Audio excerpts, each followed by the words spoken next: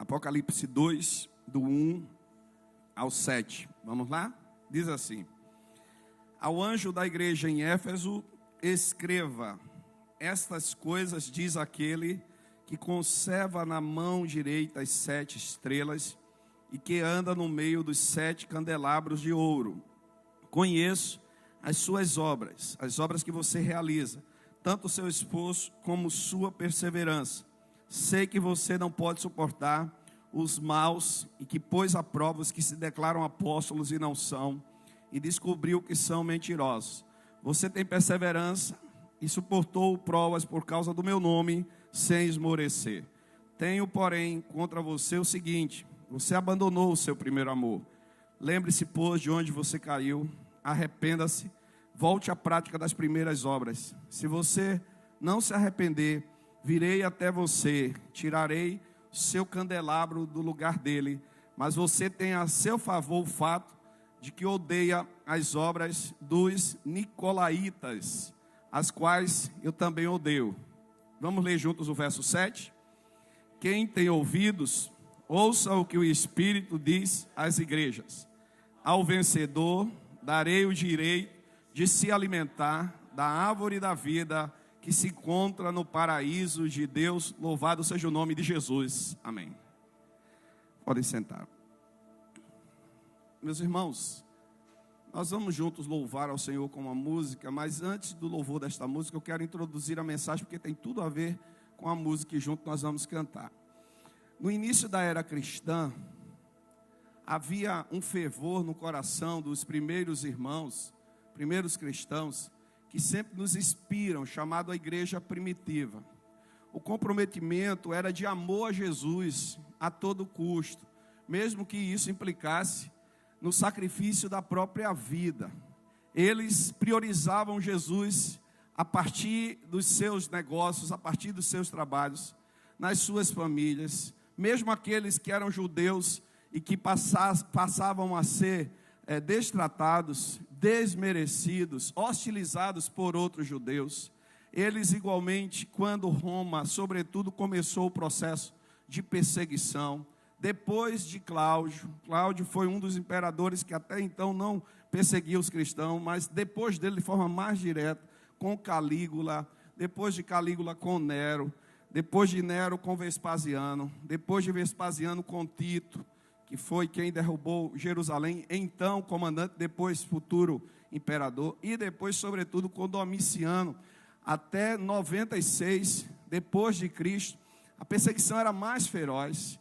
Muitos cristãos pagavam com a vida, fosse espancado ao extremo, fosse sacrificado na fogueira, fosse exposto no Coliseu, por leões e feras, e a Bíblia vai falar que alguns foram expostos a feras, como o próprio Paulo, nesse caso lá em Éfeso, mas muitos cristãos em Roma, expostos, portanto, às feras, expostos aos tormentos, mas não abriam mão da convicção que havia em Jesus. A minha oração é que a igreja brasileira, a começar da IBG, e a começar de mim, porque a carta do Apocalipse, cada carta das 7, antes de tudo é dirigida para a liderança, ao anjo da igreja. Então é dirigido para o pastor de cada igreja, e a partir do pastor da igreja, para a igreja por extensão, nós sejamos despertados para um comprometimento real e verdadeiro, por uma nova reforma de comprometimento com Jesus, não apenas de um discurso vazio, não apenas de uma ortodoxia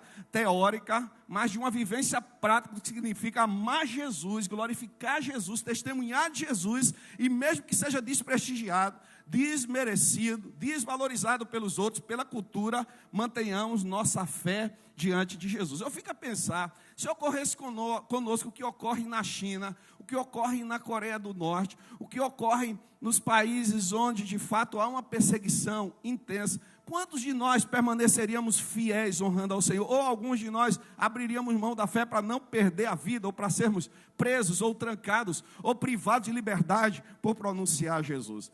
A música que vamos cantar, ela diz respeito, e é uma música que muito falou meu coração ao longo da minha vida, que muitos dos cristãos, primeiro, santos, como diz Paulo, aos santos de cada local, homens e mulheres consagrados, discípulos de Jesus, líderes, pagaram com a vida, hoje estão lá no paraíso, diante do Senhor, que eles nos inspirem, como diz Hebreus capítulo 11. Eles foram homens como nós, como cada um de nós, sujeitos às mesmas provações, devem ser, de fato, da nossa parte, seguidos em nível de exemplo, nunca podem ser, em hipótese alguma, referência de alguma súplica, de alguma intercessão, como alguns erroneamente fazem, mas homens e mulheres, não só apóstolos, líderes ministeriais, mas servos de Deus, muitos deles anônimos, que entregaram e consagraram sua vida ao Senhor. Então, vamos louvar ao Senhor com a música Em Memória, esses homens que serviram ao Senhor, essas mulheres que se dedicaram ao Senhor. Se você conhecer, cante junto comigo.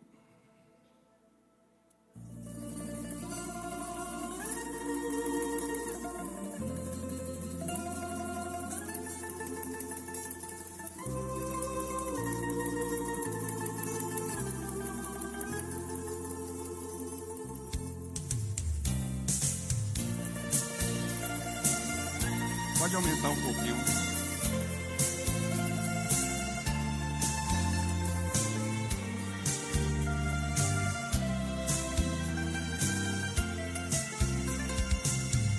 Sempre vou lembrar da coragem, do amor, da firmeza e vontade, da fé e devoção, da igreja do tempo de Paulo, de Pedro e João,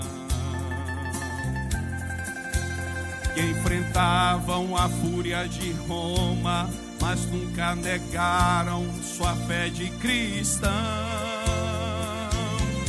É um exemplo para mim,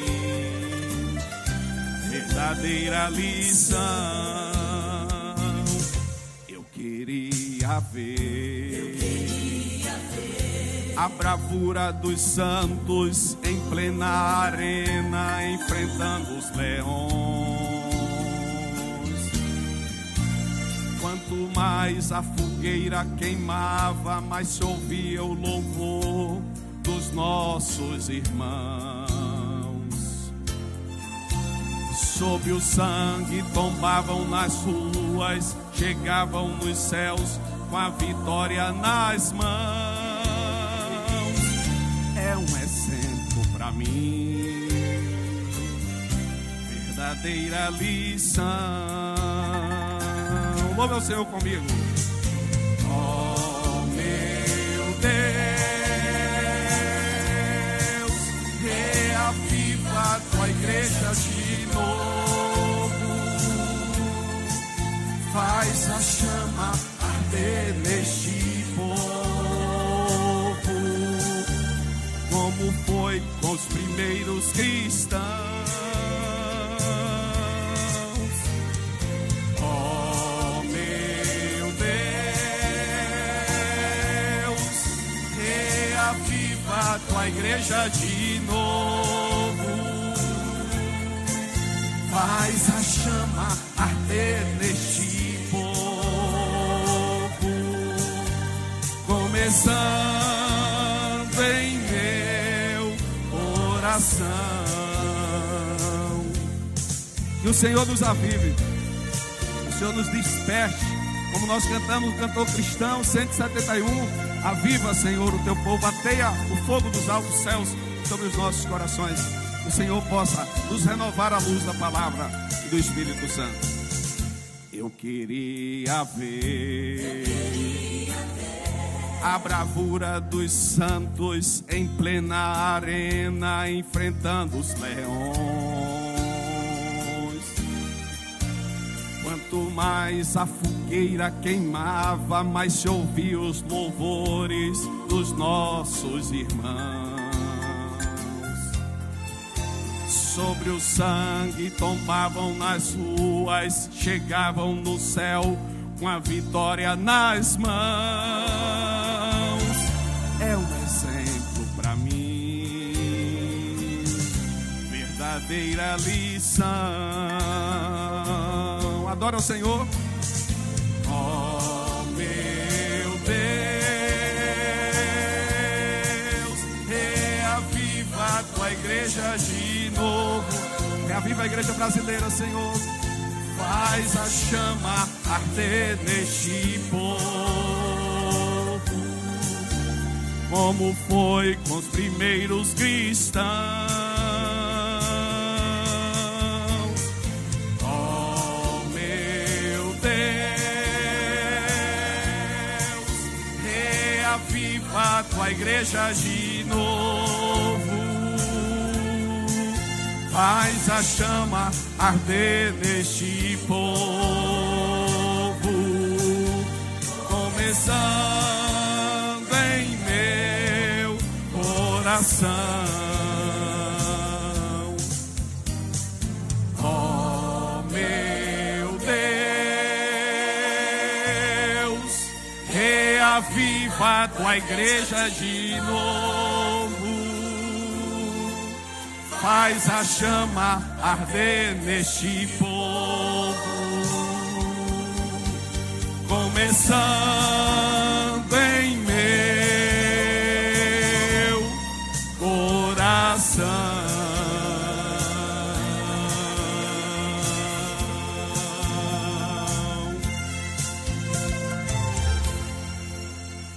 Amém. Que assim seja, no nome de Jesus. Meus queridos, nossa passagem aqui abre agora, inaugura uma sessão de 7 cartas. Interessante que nós temos no Novo Testamento 39 livros, destes muitas cartas, mas nós temos num desses livros ainda 7 cartas, que é o livro do Apocalipse. O texto vai nos dizer, como nós começamos a refletir no domingo passado, que é a revelação de Jesus, não só para João e para a igreja do seu tempo, mas para os cristãos de todas as épocas e de todas as gerações. Jesus se apresentou, capítulo 1, afirmou o fundamento do caminho da igreja, da vitória da igreja, da trajetória da igreja, qual será o fim da igreja vitorioso no nome dele. E agora essas cartas, na minha percepção, ainda que se dirijam a cidades locais, a igrejas em níveis locais, como Éfeso, Esmirna, Tiatira, Sardes, Pérgamo, Laodiceia, Filadélfia, elas têm aplicabilidade diretamente para todas as gerações. Eu não vejo a distribuição dela apenas por épocas, mas elas simultaneamente se dirigem a cada geração e a cada realidade. É como se essa carta, ao tempo que tivesse falado para o pastor da igreja de Éfeso, que naquele momento era João, já tinha sido pastoreado por Paulo, já tinha sido pastoreado por Timóteo, e agora por João, que estava na ilha de Pátimo, certamente outras lideranças estavam lá na igreja. É como também se estivesse falando hoje para nós, liderança pastoral e igrejas dos dias atuais. Bom nós olharmos nesse momento o contexto de Éfeso. A cidade de Éfeso era uma das cidades mais idólatras daquela época.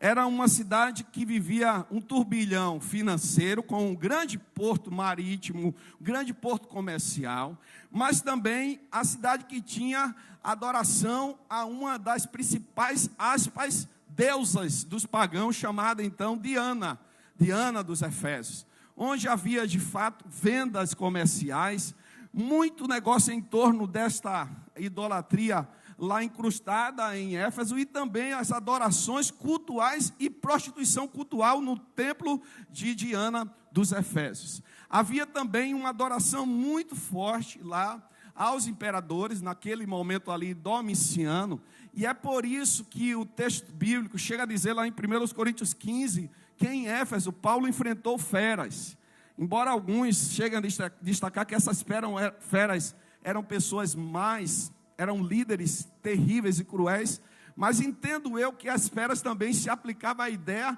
justamente de exposição de cristãos a espetáculo para satisfazer e alegrar o coração dos pagãos, como acontecia lá no Coliseu em Roma. Fato é que Paulo ficou lá em Éfeso 3 anos, e é interessante que foi o local onde mais ele ficou em termos de pastorado, porque Paulo entendia que o seu chamado não era para o pastoreio, era para o pioneirismo, era para a plantação. Tem muita gente que não tem chamado para pastoreio, tem também muita gente que não tem chamado para o pioneirismo, para a plantação de igreja. Paulo, ele encarava a plantação como prioridade, mas tinha cidades como Éfeso que ele precisava ficar mais tempo para consolidar e fortalecer.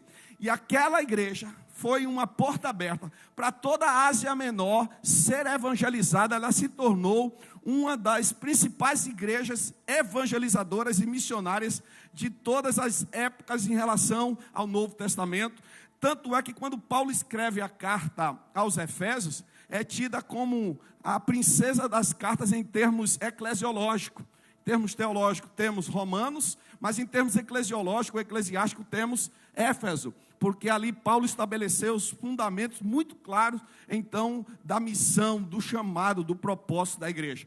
E a igreja, então, fez uma revolução na cidade de Éfeso, com centenas de vidas convertidas. Importante dizer que quando nós falamos assim, a carta à igreja de Éfeso, não é só uma igreja, eram várias igrejas naquela cidade, como havia várias igrejas em Corinto, várias igrejas, portanto, em Tessalonicenses, portanto, reunidos em várias casas, em vários lares. Só em 325, sob o imperador Constantino, que disse convertido, um pseudo-conversão, é que a igreja passou a se reunir nos templos, e na verdade arrefeceu até a fé, o amor e o ardor da obra missionária evangelizadora, se misturando, infelizmente, com o império e com o paganismo.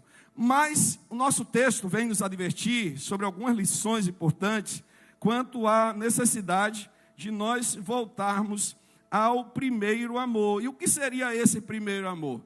Seria de fato a conversão genuína e verdadeira de quem experiencia e passa por ela. E eu creio que tanto nós que estamos aqui, como quem está nos escutar, como verdadeiros cristãos, servos de Deus, passamos pela genuína conversão. O que é a genuína conversão? É a experiência da fé profunda em Jesus. É a confiança em Jesus como, de fato, nosso Senhor Salvador, o único mediador. É, de fato, um arrependimento que não só diz respeito à emoção, mas toca também na razão e na decisão. Arrependimento tem essas três dimensões, porque quando arrependimento só é emoção, não é arrependimento. Isso, na verdade, a gente pode traduzir como remorso. Tem muita gente que tem remorso, mas não tem arrependimento, quando ele só é emocional. Mas quando ele é racional e volitivo, presta atenção nesse tripartite aqui, nesse tripé, arrependimento é emocional, mas também é racional e é volitivo, aí a vida é mudada mesmo. Aí frutos dignos de arrependimento são percebidos em postura, em atitude, em palavras, em você poder dizer, olha quem era, como é, o que Cristo fez nessa vida, a vida transformada, genuinamente alcançada, passa a viver o amor de Deus profundamente, ama as pessoas, perdoa como Cristo nos perdoou, testemunha de Jesus, quer ver pessoas salvas, não perde uma oportunidade para falar de Jesus, além de testemunhar de Jesus. Eu creio de todo o coração que todos nós aqui presentes, onde estivermos, também já passamos por esse genuíno arrependimento, por essa genuína conversão. Qual é a questão? Quando nós esfriamos, quando a vida nos leva a perder de vista aquilo que um dia marcou tanto os nossos corações: materialismo, consumismo, a mídia e todos os núcleos tecnológicos nos levando às vezes para um desequilíbrio daquilo que a gente pode chamar de distrações, que são as mais constantes que nos abordam, os desejos desse mundo, os prazeres da carne, aquilo que a Bíblia fala dos 4 terrenos, em certa medida os 4 estão presentes até no meio da igreja. Tem gente que está produzindo a 30, a 60 e a 100 por um, está uma bênção, amando Jesus, entregando sua vida a Jesus, priorizando Jesus no seu trabalho, priorizando Jesus na sua família. Mas tem crente que está vivendo o materialismo, tem crente que está vivendo o mundanismo, tem crente que lamentavelmente está vivendo ainda aprisionado ao curso deste mundo, aos enganos deste século. Tem outros que, quando passam por provação, começam a dizer: não é bem isso que eu imaginava da vida cristã, como se vida cristã fosse fácil do ponto de vista dos enfrentamentos que esse mundo traz. Jesus já nos advertia: vida cristã não é simples e fácil. Quem quer servir a Jesus piamente, fielmente, passa por provações, passa por adversidades. Eu diria mais, é preocupante o crente que não passa por provação. É preocupante o crente que não passa por adversidade. É preocupante o crente que não enfrenta lutas e batalhas. E eu sei que todos vocês aqui em algum momento já enfrentaram ou estão enfrentando. Não é diferente de mim em vários aspectos. Quanto mais queremos consagração, mais entrega, mais estamos lutando diretamente contra o príncipe deste mundo, contra o Deus desse século, que justamente se opõe a nós, mas nós sabemos quem nos guia, quem nos conduz. E existe também aqueles que não há raiz firmada. Sabe o tipo de crente que passa tempo, entra tempo e parece que a sua vida é sempre estéril, é sempre ineficaz, não tem intensidade, não aprofunda, não produz. Espero que não seja o caso de nenhum de nós. Então, primeira lição que o texto nos traz desse retorno ao primeiro amor, que está no verso de número 1 ao 3, é a apreciação pela presença, palavra e o nome de Jesus. Veja o que nos diz, voltando aqui para o nosso texto. Ao anjo da igreja em Éfeso escreva, ou seja, quem é o anjo? O líder da igreja.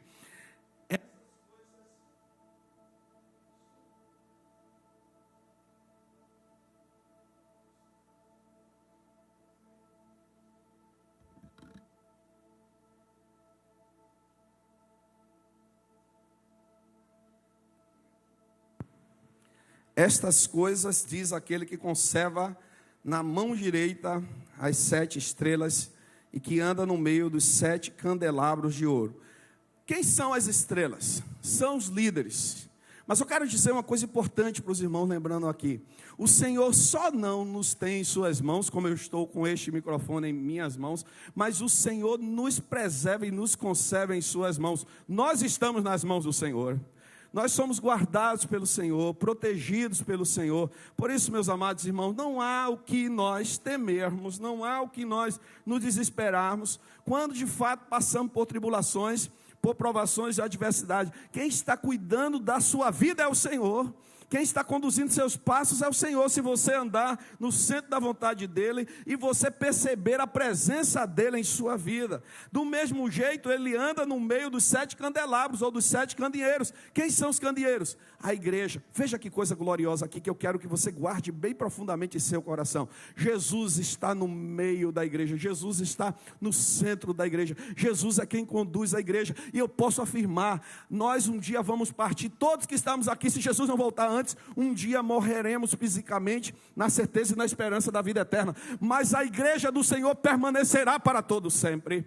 Ela vai continuar atuante e firme, porque as portas do inferno não prevalecem contra ela. Quem está no seu meio, quem a conduz, quem a dirige, quem a preserva, quem a protege, é o próprio Senhor Jesus, que é seu Salvador, o seu Senhor, o seu fundamento. Importante dizer isso, porque sempre que a gente vem cultuar, irmãos, precisamos ter em mente, nós vamos cultuar não só para uma questão de comunhão com os irmãos, que é maravilhoso, é muito bom estar junto contigo, é muito bom desfrutar desse clima aqui. Por isso que eu digo, ainda bem, pela tecnologia, por nosso canal, que chega a Salvador, a Bahia, Brasil e mundo, mas nada se compara a esta comunhão que nós vivemos na presença do Senhor. Mas quem nos traz aqui, o motivo de estarmos aqui é o Senhor Jesus.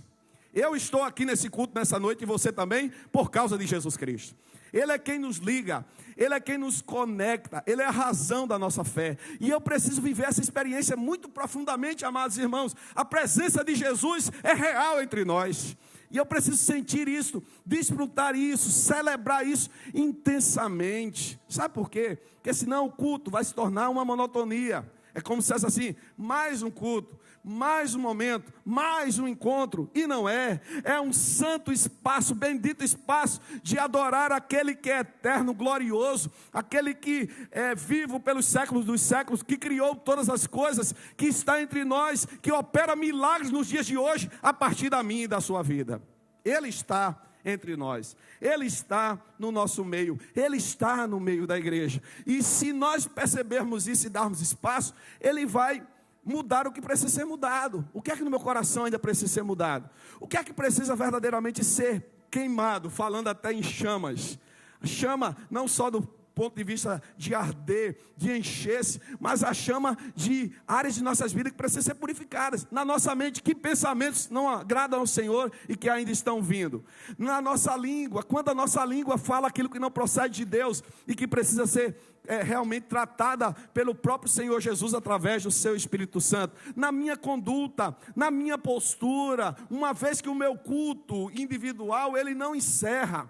O culto coletivo, ele é suspenso para reencontro, mas o individual, ele é permanente, ele é constante. Onde eu estiver, eu estou cultuando ao Senhor. Por isso que a Bíblia diz que os verdadeiros adoradores adoram o Pai em espírito e em verdade. Como? Onde? No coração, na vida, no testemunho. Então a igreja valorizava a presença de Jesus. Meus irmãos, pergunto, embora seja retórica essa pergunta, a presença de Jesus, ela é continuamente permanente em sua vida? Se ela é, você tem valorizado e você tem honrado Jesus em todos os momentos, quando está junto com todos ou quando está separado, seja na coletividade da celebração, da sociedade, ou lá no quarto, ou no banheiro, ou quando ninguém está vendo, você continua como servo consagrado e dedicado, seus olhos, sua mente, sua postura, seus dedos, todo o seu corpo, seus pés consagrados e dedicados ao Senhor. A igreja tinha essa consciência. Outra questão importante era a importância, o valor da palavra de Deus para aquela igreja.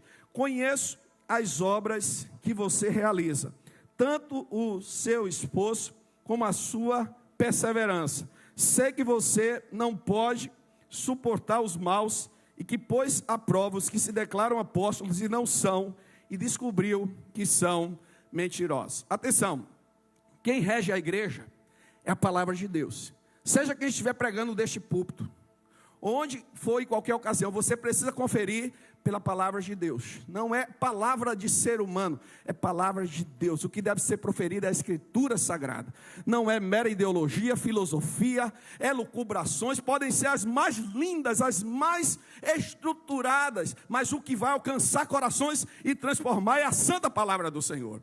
Palavra viva, palavra eficaz, palavra atual, palavra que muda a realidade, palavra que opera poder. A palavra de Deus tinha um espaço na igreja de Éfeso. Isso levava a igreja de Éfeso a viver essa verdade na sua atuação prática. E aqui uma questão importante, irmãos. Daqui a pouco a gente vai ver a advertência, porque a carta ela é mais ou menos estruturada assim. Uma palavra de elogio, de louvor. Uma das únicas igrejas que não tem a palavra de elogio e louvor é a de Laodiceia, mas as demais, na sua maioria, tem. Aí depois vem a advertência, em algum momento até forte, de censura, e depois uma palavra de promessa. Nesse caso, da palavra de elogio, o Senhor Jesus vai dizer que conhecia as obras da igreja, e que era uma igreja operosa e atuante. E como nós estamos precisando de igreja assim, irmãos, para mudar um fator importante. Na maioria das igrejas, inclusive batista, só trabalha 20% da membresia da igreja, e 80% consome, 80% é consumidor, 20% é quem trabalha em função dos 80%, e isso acaba criando, em alguma medida, um cansaço, um desgaste, quando isso fica a se repetir. O Senhor te deu dons, o Senhor te deu talentos, se você não está atuando, é hora de atuar. Inclusive, um dos primeiros momentos do ciclo da escola de capacitação da IBG, que nós estamos chamando escola de discípulos e líderes da IBG, vai ser em fevereiro, se Deus quiser, com o tema desenvolvimento dos dons e talentos. Tem muita gente que não identificou seu dom e seu talento e que está só consumindo, aspas, mas não integrado, trabalhando. Deus te chamou para desenvolver o teu potencial, e a igreja oferece tantas oportunidades nos ministérios, no discipulado, no pequeno grupo, que você se integre, que você não fique só estando presente no culto, que é importante, inclusive aos domingos, mas vá muito além. Na medida do meio de semana, esteja integrado, participe do culto junto conosco no meio de semana, vá para um pequeno grupo, procure a liderança da igreja, estamos à disposição. Se integre ao discipulado, se integre a um dos ministérios para você poder servir, abençoar, ser um instrumento de Deus, utilizar sua profissão para glorificar o nome do Senhor. Você sabe que sua profissão tem um propósito dado por Deus, não foi em vão. que Deus te concedeu essa habilidade profissional e te colocou onde te colocou. As pessoas que você pode influenciar, lá no seu estabelecimento comercial, lá na indústria, lá no escritório, lá no consultório, lá na sala de aula, onde for, lá então na própria rua, onde Deus te tem colocado, na sala de aula, tem um propósito especial para você influenciar, marcar pessoas, abençoar vidas. Como bem é dito para os embaixadores e mensageiras do rei. Quem aqui é embaixador? Levanta a mão, por favor, porque quem é embaixador não deixa de ser. Uma vez embaixador, sempre embaixador do rei. Quem aqui mensageira? Levanta a mão, por favor. Algumas, uma vez mensageira, sempre mensageira. Como é que a gente diz lá? Eu passei por todas as etapas, que se não for para cumprir o propósito de Deus em nossas vidas, para que nós nascemos? Qual é o sentido da nossa existência? Inclusive você que está vivendo academia ainda, seja de pós-graduação, seja de graduação, seja da vivência do ensino médio ou fundamental, existe propósito, existe significado. Tem muita gente precisando da sua atuação, da sua operação. Então preste atenção no que eu estou dizendo. Como a igreja de Éfeso, o meu desejo, o nosso desejo, é que tenhamos uma igreja ainda mais atuante, uma igreja mais operosa. Já tem sido, mas muito mais, para que todos possam estar servindo, desenvolvendo, abençoando e sendo de fato instrumentos de Deus. Também a questão do esforço na perseverança em Cristo Jesus. O Senhor nos chama, irmãos, em tudo a perseverar. Muitos de nós temos uma tendência de parar no meio do caminho. De vez em quando a gente conhece algumas pessoas que parece que não conseguem concluir nada na vida. Não conclui um curso, não conclui uma etapa da sua vida. Parece que vive sempre no meio do caminho e retroage. Aquela igreja não. A igreja perseverava e continuava com esforço para cumprir os propósitos que Deus tinha para ela. Meu desejo é que a gente continue aí firme, constante, abundante na obra do Senhor, sabendo que o nosso trabalho não é vão no Senhor. Intenso, permanente, guiado pela palavra do Senhor e pelo nome de Jesus. Eles amavam Jesus ao ponto de não suportar os maus que se colocavam contra o evangelho, alguns que se declaravam apóstolos e não eram, mas sim mentirosos, líderes enganosos que se infiltravam na igreja. Você lembra de Paulo no porto de Mileto? Efésios capítulo 20. Você lembra que Paulo diz para a igreja: olha, eu oro ao Senhor por vocês, porque quando eu sair daqui, alguns homens maus se infiltrarão como lobos entre vocês, para tentar afastar vocês do evangelho, para tentar afastar vocês da palavra. Estava se cumprindo na igreja de Éfeso. Paulo fala isso para a liderança da igreja de Éfeso. E eis que, na verdade, quem era que se dizia apóstolo e quem não era? Eram aqueles que se diziam de ter visto Jesus, ter tido diretamente uma revelação de Jesus e nunca tiveram. Atenção para essa palavra, mesmo que pareça de certa forma dura para alguns tipos de liderança. A vivência, a realidade apostólica encerra no Novo Testamento com Paulo, porque só pode se chamar apóstolo quem viu Jesus diretamente, quem teve um contato direto com Jesus, e o último que teve foi Paulo. Por isso que na verdade não se tem apóstolo nos dias de hoje, não se deveria ter, não poderia chamar alguém de apóstolo. Você pode desenvolver o dom do apostolado em termos de pioneirismo, mas não a titulação, porque ela encerra com o apóstolo Paulo. Então, o próprio texto vai dizer no verso de número 6 também algo interessante. Diz assim: mas você também tem a favor de vocês o fato de que odeiam as obras dos nicolaítas, as quais também eu odeio. Quem eram os nicolaítas? Os nicolaítas eram aqueles que incentivavam o consumo de carne consagrada a ídolos, a prática, portanto, do que chamavam ser natural, de participar das festas sociais, mesmo que isso desagradasse ao Senhor, mas que parecia ser natural. Seriam aqueles que nós podemos chamar os epicuristas, que eram um tipo de filosofia da época, que dizia: não tem problema se você é crente, serve de Deus, mas pode fazer o que os outros fazem. Quanto mais você estiver consagrado a Jesus, mais você pode se envolver com as coisas deste mundo, isso não vai lhe prejudicar. E Paulo diz, e João diz claramente que não, que quem é servo de Deus não pode se misturar com aquilo que desonra o nome do Senhor, com as práticas dos nicolaítas, porque o texto diz que a igreja odiava assim como Jesus odiava. Olha que coisa interessante. Jesus ama profundamente, mas Jesus odia. Jesus odia o pecado.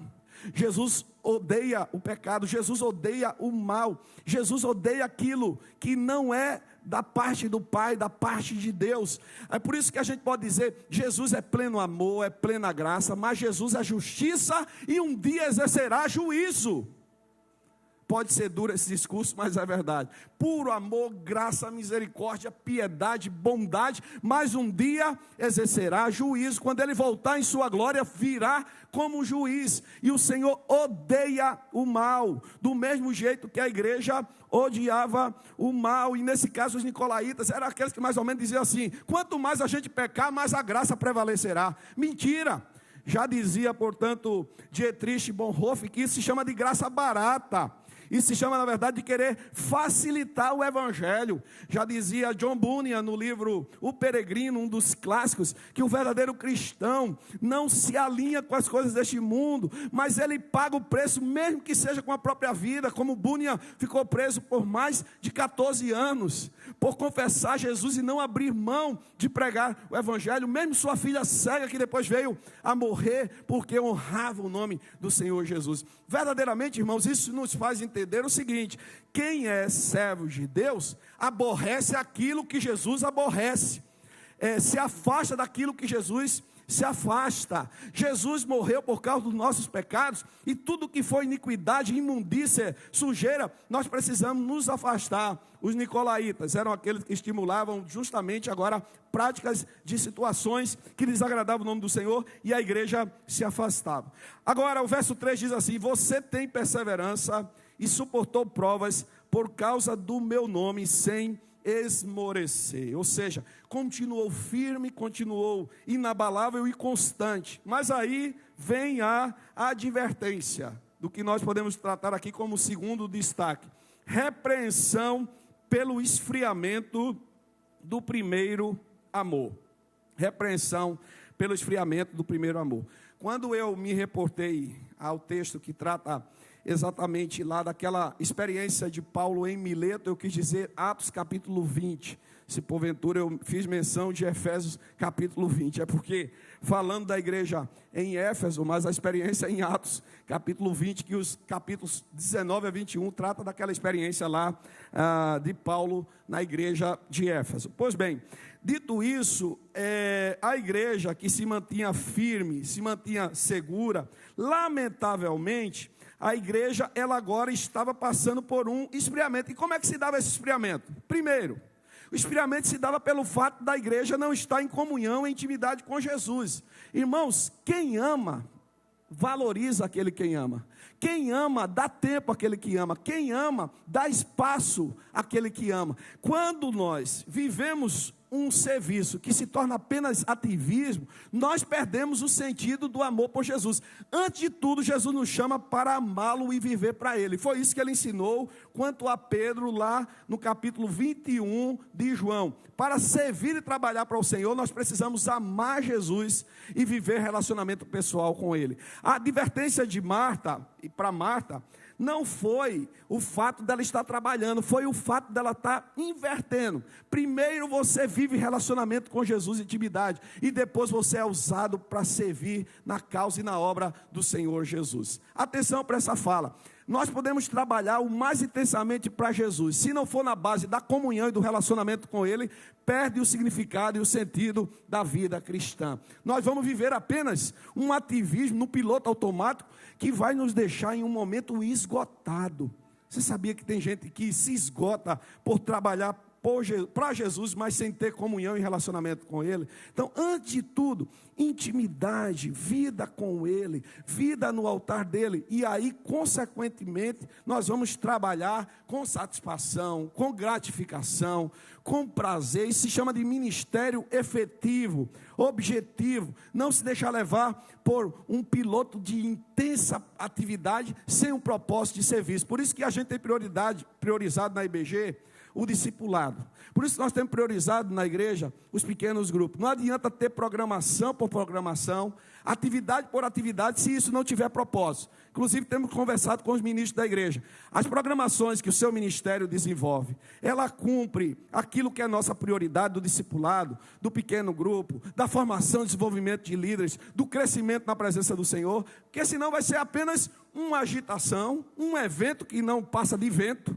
Não passa de vento, quando você espreme, não sai resultado nenhum. Por isso que o propósito é, antes de tudo, vida com Deus. Antes de tudo, relacionamento com Deus, relacionamento com a palavra. Não adianta eu estar trabalhando para o Senhor se eu não tenho intimidade com o Senhor através da palavra. Não adianta eu estar trabalhando para o Senhor se eu não tenho intimidade mediante a oração, mediante a consagração, mediante a entrega. Até mesmo, atenção para essa palavra. Até mesmo, eu posso ser muito bom ortodoxamente falando. Na ortodoxia eu posso ser maravilhoso, posso até conhecer teologia, mas se isso não me levar a amar Jesus, vai se cumprir o que Jonathan Edwards dizia, luz na cabeça e fogo nenhum no coração, chama nenhuma no coração. Precisamos ter conhecimento, mas precisamos ter paixão, amor, ardor, relacionamento com o Senhor. Isso estava faltando à igreja, e isso pode abrir um espaço, irmãos, para a gente se afastar do altar e da presença do Senhor, mesmo estando na igreja, se não viver comunhão e relacionamento com Ele. Então eu pergunto, como é que está meu relacionamento com o Senhor? Como é que está a minha vida com Deus? Como é que está a minha intimidade com o Senhor? O Senhor não me chamou apenas para pregar por pregar, para desenvolver uma liderança pastoral, ou a sua liderança, ou o seu dia a dia. O Senhor me chamou para viver comunhão, intimidade e relacionamento com Ele. E vamos ser sinceros, na dinâmica da vida, muitas vezes isso fica como segundo plano. O primeiro plano é aquilo que eu tenho interesse, ou então que mesmo trabalhando para o Senhor, eu estou na verdade numa agitação, mas não verdadeiramente num aprofundamento do relacionamento com Deus. E o terceiro risco, para mim, igualmente e ainda mais perigoso, é quando a gente baixa a guarda no testemunho. Atenção para essa palavra, amado irmão. Você é reflexo da graça de Cristo. Nós cantamos agora há pouco aqui com o Ministério da Adoração, que nós somos as cartas vivas do Senhor. A Bíblia diz que nós somos o corpo vivo de Cristo. As pessoas vão conhecer Jesus através da minha vida. Se dependesse de você, no seu trabalho, onde você está, as pessoas veem Jesus através do seu testemunho. As pessoas veem Jesus através do seu comportamento, as pessoas veem Jesus através das suas atitudes, as suas palavras glorificam o nome do Senhor, ou pode acontecer o que às vezes a gente até ouve de alguém assim, depois de muito tempo, a pessoa diz, eu sou crente, aí a pessoa diz assim, não sabia, nunca percebi que você é crente, nunca percebi que você é serva de Deus, porque a vida não reproduz aquilo que confessa na música. Vocês sabiam que muitas vezes a gente mente muito quando está cantando? Porque às vezes a gente diz algo numa música, mas isso está tão distante da nossa vida, mas tão distante, que acaba sendo uma hipocrisia. E eu estou me incluindo nisso, que Deus tenha misericórdia de nós, de mim, para que eu não fale apenas um discurso vazio, que pode parecer bonito de público, mas não é real na vida. Antes de falar, viver, e vivendo fale. Não faça como o outro que diz assim, só vida é suficiente. Não, palavras são necessárias, mas acima de tudo, viva. E a igreja precisava voltar ao primeiro amor, amando Jesus, valorizando e priorizando Jesus. Finaliza essa palavra com a última expressão aqui, que diz respeito à oportunidade do recomeço. Verso de número 5. Lembre-se, pois, de onde você caiu. Arrependa-se e volte à prática das primeiras obras. Se você não se arrepender, virei até você e tirarei o seu candelabro do lugar dele.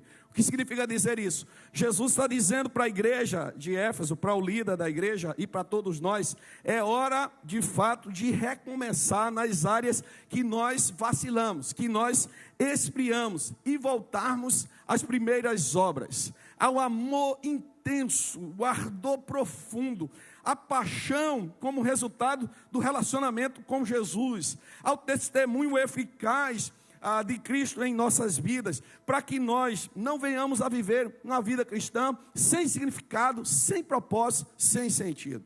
Eu vou mais uma vez reportar a como eu encaro galardão.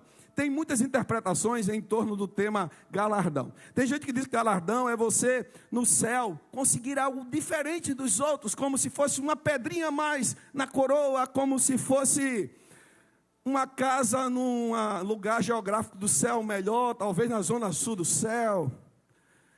Eu não vejo galardão nessa dimensão. Para mim, galardão, ele é resultado do seguinte: quanto mais a gente viver a vida cristã, numa intimidade com Deus, numa profundidade de relacionamento, Ele vai cumprir todos os planos que Ele tem para mim, para a sua vida. Eu não estou falando de nada material, atenção para isso. Tem um evangelho muito errado aí, que fala que vida com Deus e sinônimo de bem-estar com Deus é prosperidade, é lucro financeiro. Isso é uma mentira. Isso é, na verdade, uma afronta à palavra de Deus e ao próprio Senhor Jesus, que não possuía um bem materialmente falando.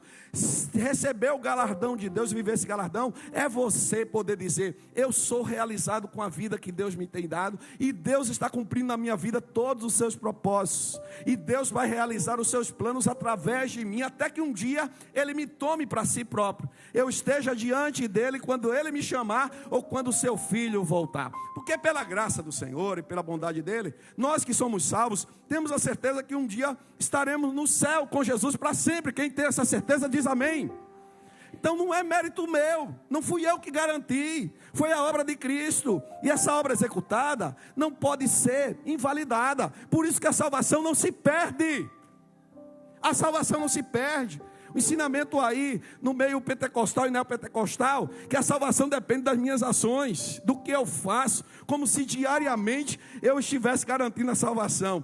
Agora, nesse período da nossa viagem, teve uma das tardes, um momento que teve um espaço livre. Aí, junto com o pessoal da igreja e outros tantos, a gente foi lá para um parque. Nesse parque tinha lá um espaço chamado os brinquedos mais radicais. Entre eles, um lá que era um tipo de foguete. O querido Luanda está até aqui, perdeu tudo quanto foi medo lá, porque nesse chamado foguete, você ficava lá num altão e ficava lá dentro de um foguete, colocava os braços aqui cruzados, mãos, pés cruzados, e não sabia qual era o momento de soltar. E quando soltava, era de um ritmo daquele mais frenético e rápido. Aí quando cheguei lá embaixo, alguém perguntou para mim: pastor, a salvação está em dia? Eu disse: irmão, se fosse depender de salvação em dia e não em dia, a gente era perdido. Salvação está firmada inalteradamente em Cristo Jesus, e ela não se perde do verdadeiramente convertido e transformado. Então, o que é que eu estou querendo aqui dizer aos irmãos queridos? Que é hora de voltar naquilo que nós nos afastamos, a uma vida mais plena, a uma vida mais abundante, a uma vida mais completa, que passa por todas as esferas da vida, inclusive pela própria realização pessoal, familiar. Por exemplo, dos que estão aqui presentes, que têm prazer e realização de serem casados e desfrutar do casamento, diz amém. Vocês sabiam que no céu não terá casamento? Portanto, para os solteiros, se casem bem com a graça do Senhor. Os noivos namorados já estão caminhando, e aproveitem muito, porque lá no céu não terá casamento, mas terá muito mais coisas gloriosas e realizadoras e plenas. Mas estou dizendo que aqui na vida familiar, na convivência, no testemunho, na realização e desenvolvimento ministerial, o Senhor nos chama para viver os seus galardões. Então é hora de recomeçar, é hora de retomar a marcha com Jesus, é hora de amar Jesus com profundidade. Por isso que o texto vai dizer, e eu fecho com essa palavra do verso 4: quem tem ouvidos, ouça o que o Espírito diz às igrejas. Olha aqui as promessas: ao vencedor darei o direito de se alimentar da árvore da vida que se encontra no paraíso de Deus. Lembra que quando o primeiro homem e a primeira mulher foram se alimentar lá da árvore da vida, eles acabaram seguindo para a árvore do conhecimento do bem e do mal, e acabaram caindo. Agora no novo céu, na nova terra, no paraíso, você não vai ter agora essa restrição de ter acesso diretamente à árvore que o próprio Senhor prepara para nós, como já tinha preparado no Éden, mas lamentavelmente o homem inventou de ir tocar em algo que o Senhor tinha dito que era proibido, embora que pudesse participar de tudo. Lá nós poderemos comer da árvore da vida, embora que no céu nós não vamos ter fome. No céu nós não vamos ter fome. Quem gosta de comer e comer bem? Quem gosta daquele prato maravilhoso e aquela sobremesa gloriosa? Quem gosta daquela fruta gratificante, mas no céu nós não vamos ter fome. Então, comer aqui tem dois significados: ou o significado simbólico, ou o comer no sentido satisfatório do termo, porque quem nos realiza na sua plenitude é o próprio Filho de Deus. Fato é que muito melhor do que o Éden vai ser esse paraíso que o Senhor tem preparado para nós. Lá tem as coisas mais inefáveis, mais gloriosas que o Senhor nos tem preparado. Portanto, amados irmãos, continuemos diante do Senhor, amando com profundidade, e voltemos ao primeiro amor, naquilo que porventura nos afastamos, a fim de que recomecemos nas áreas que precisam de recomeço. O que é que precisa ser melhorado em sua vida? O que é que precisa ser recomeçado? Onde você pode amar mais Jesus e mostrar isso na comunhão com o Senhor? Faça um desafio agora para você. Dedique mais tempo na relação com Jesus. Cresça pela palavra. Cresça pela oração. Eu fiquei tão feliz naquela nossa vigília de oração. Cerca de 300 pessoas aqui adorando ao Senhor, crescendo diante do Senhor. Que essa chama continue nessa igreja. A chama pela intimidade com Deus, tanto como igreja coletivamente, como individualmente. Ore todo dia, recebe tempo de qualidade para orar. Comece amanhã buscando ao Senhor. Não durma sem buscar o Senhor. Leia a Bíblia diariamente. Testemunhe de Jesus. Vibre e se realize pelo que Jesus fez na sua vida e há de fazer ainda mais, e seja alguém que valoriza sempre esse primeiro amor e essa relação com o Senhor. Que Deus nos dê graça para viver essa realidade ainda mais, para a glória do nome dele, no nome de Jesus, amém.